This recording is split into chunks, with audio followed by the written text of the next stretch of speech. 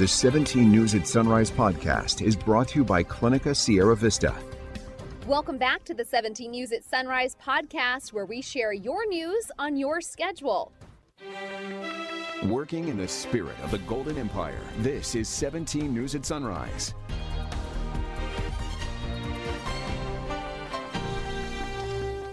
Good morning here at 5 a.m. Thanks for waking up with us. I'm Maddie Jansen alongside Chris Burton. Alex is on assignment this morning. All right, thanks, Kev. More than a dozen Bakersfield residents are without a home after flames destroyed an East Bakersfield Apartment Complex this weekend. Take a look. The 3-alarm fire happened late Saturday night. Bakersfield fire crews were called out to East California Avenue near Miller Street. Firefighters found one building engulfed in flames and heavy smoke. They were told someone was trapped inside, but soon learned that resident had escaped. The fire spread to a nearby building as well and prompted calls for extra equipment and crews to battle the flames. 13 people called the first building home, but now they're getting help from the Red Cross. The cause of the fire is under investigation. An elderly man is under arrest after a hit-and-run crash left a child severely injured in Northwest Bakersfield. Officers were called to Brimhall Road near Jewetta Avenue Saturday night for reports of a car hitting a pedestrian, then speeding away.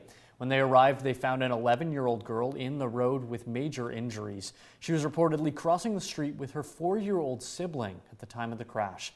Emergency crews rushed both to a local hospital. Police say they tracked down the suspected hit-and-run driver later that night, identifying the man as 79-year-old Danjibhai Patel. He was booked into the Kern County Jail for felony hit and run, but court records show he's no longer in custody. We will update the story as we learn more. And a motorcyclist was killed in the crash with a semi-truck northeast of Taft. It happened early Saturday morning on Airport Road near Highway 119. After the initial crash, another vehicle hit the motorcycle. The rider was pronounced dead at the scene. Kcso is investigating a deadly shooting in southwest Bakersfield. Deputies were called to Fishering Drive near Stein Road Friday night. When they arrived, they found a man suffering from at least one gunshot wound. He was pronounced dead at the scene. It's unclear what led up to the shooting, and no suspect information is available at this time. If you know anything about this case, you're encouraged to call the sheriff's office at 861-3110, or you can remain anonymous by calling the secret witness line. That number is 322-4040. Well, several mass shootings occurred across our country this weekend, including one in Philadelphia that left at least 3 people dead. And this came just hours before another mass shooting in Tennessee, days after 19 children were killed in Uvalde, Texas. It's all part of a grim statistic showing more than one mass shooting every single day. News Nation's Rubadesh Shabazi has more.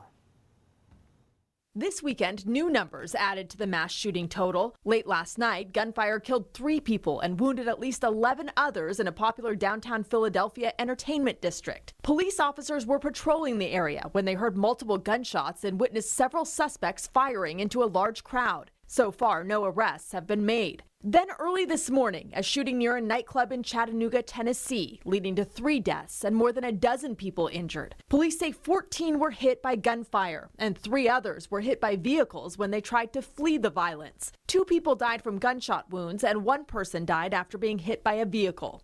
In the Midwest, Omaha, Nebraska police are investigating a shooting from Friday night. Authorities there say at least 1 person is dead and 3 others injured from gunshot wounds. And in Chesterfield, Virginia, 1 person is dead and 5 more injured after a Friday night shooting. Police say more than 50 shots were fired. Since the beginning of the year, there have been more than 240 mass shootings nationwide, according to the Gun Violence Archive. That means more shootings have happened in 2022 than the number of days so far this year. The shootings have spanned the country in places once considered safe for those involved.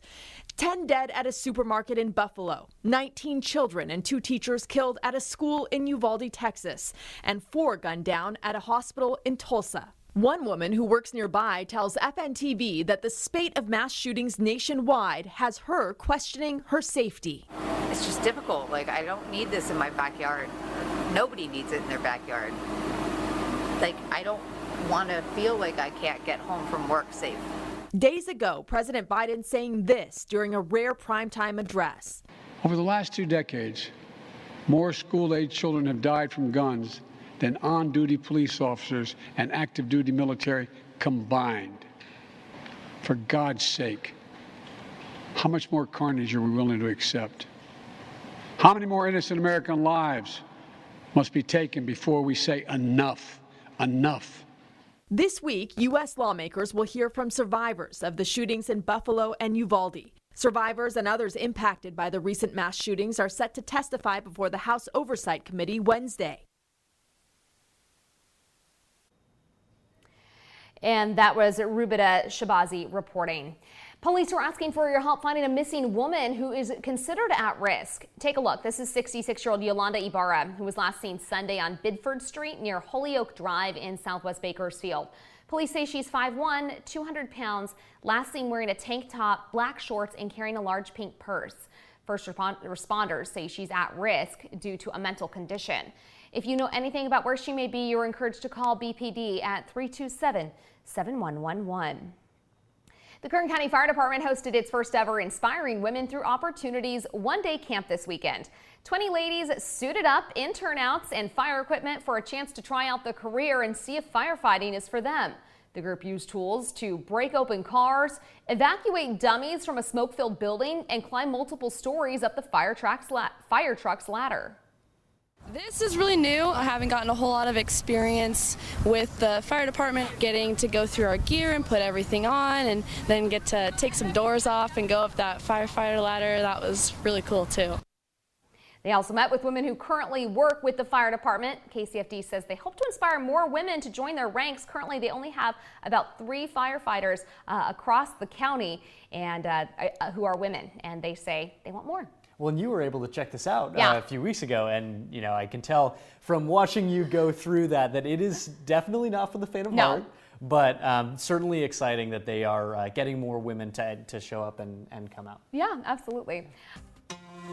Making news around the nation, Congress could finally take action on new gun control legislation this week. A bipartisan group of senators began work in the wake of the mass shootings in New York and Texas, now capped by those in Philadelphia and Tennessee.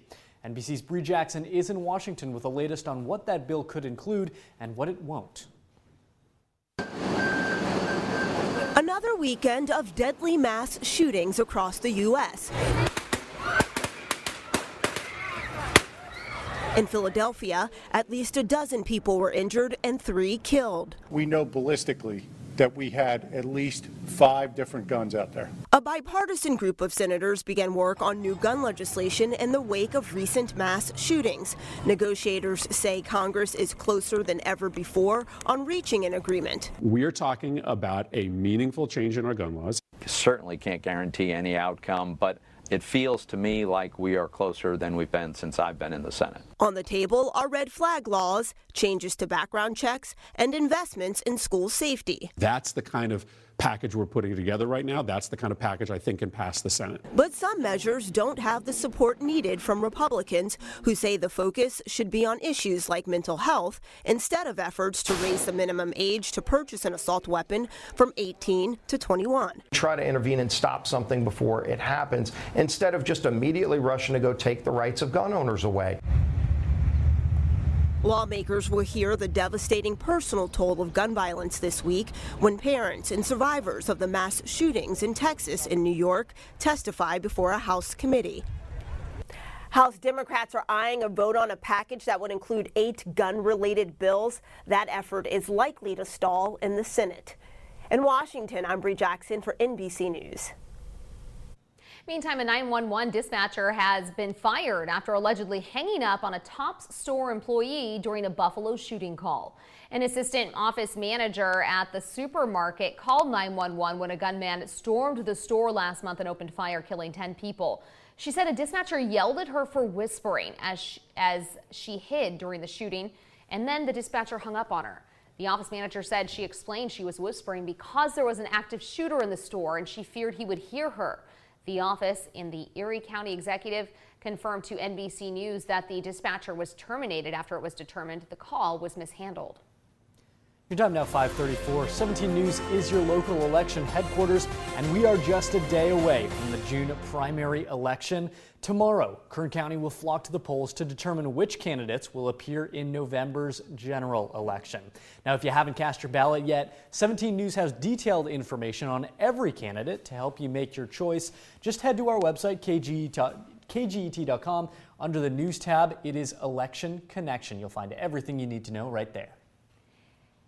5:34 is your time now. High gas prices have been in the headlines for months, but if it seems like things are getting worse quicker, you're not mistaken. According to AAA, the national average for a gallon of regular hit another all-time record high, $4.86. $5 a gallon now on the horizon for the national average, but in California that number sounds welcome. Our average hitting $6.34 for a gallon of regular. But we're not alone. $5 a gallon is already in the rear view for 9 states.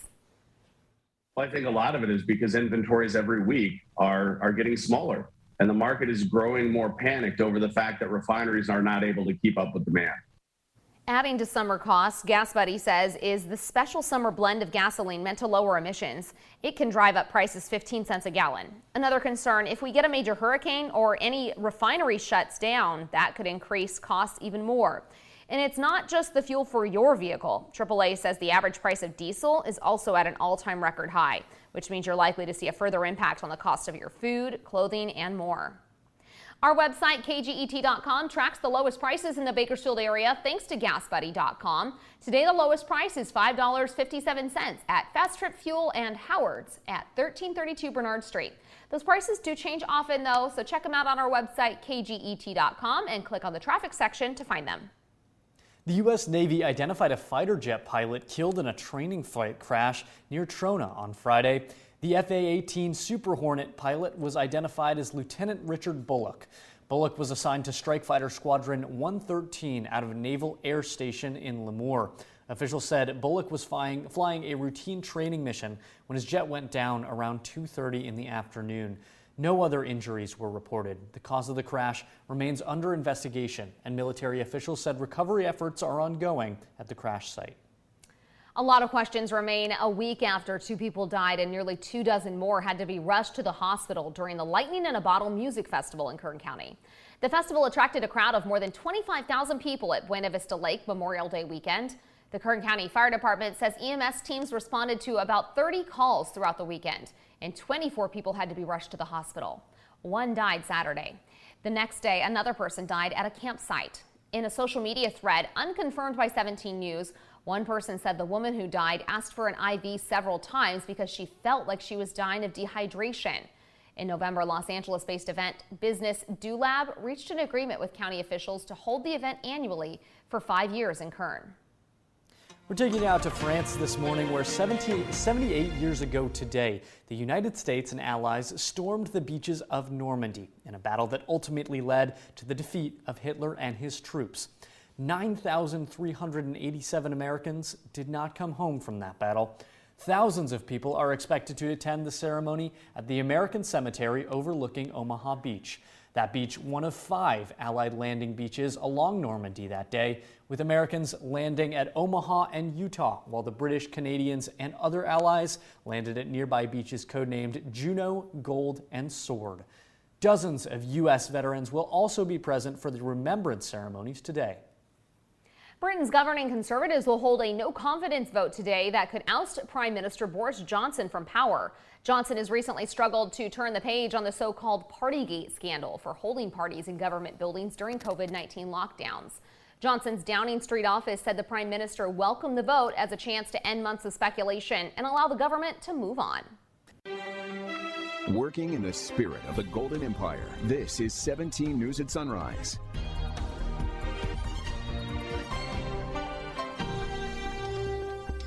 The 17 News at Sunrise podcast is a production of KGET and Nexstar Media Group. For more on all of the headlines in today's show, head to kget.com.